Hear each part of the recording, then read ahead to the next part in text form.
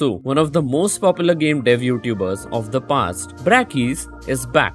What the hell? This was totally unexpected and has encouraged some thoughts in my mind, which I wanna share in this video. So let's get started. First, let me tell you that back in 2019, I started my game development journey, and at that time, the most popular game development engine was Unity. And so, I started off with Unity. And unsurprisingly, the first YouTuber I watched tutorials from was Brackeys. He used to make a lot of amazing Unity tutorials back in the day, and I used to watch almost all of them. I learned game development for 2 years, but I was really inconsistent in my learning due to a lot of factors, with school being one of them. As in India, 10th grade is one of the most important years of your school life. So I unfortunately had to stop my game development journey for a while. Once I was done with my studies, I thought of getting back to game development, but I did not do that because I was a YouTuber now and wanted to focus on YouTube. Now, after almost 3 years, I think I can actually get back into game development because of these 3 reasons. First, my YouTube channel isn't my only focus now. I have a lot of other things going on. Second, I got time as my college degree isn't that difficult. And third, Brackeys is back. I don't know why, but Brackeys coming back is the biggest motivating factor for me to get back into game development. It's like my older game development self is back as well. It's a really good feeling. He's going to make Godot tutorials this time, which is crazy as Godot isn't really as popular as Unity. I mean, maybe it is, but I don't know. And looking at the UI of this engine, I don't think the engine is really bad at all. It actually looks good. So let's see what we can make with this. One thing I really hope is that we can actually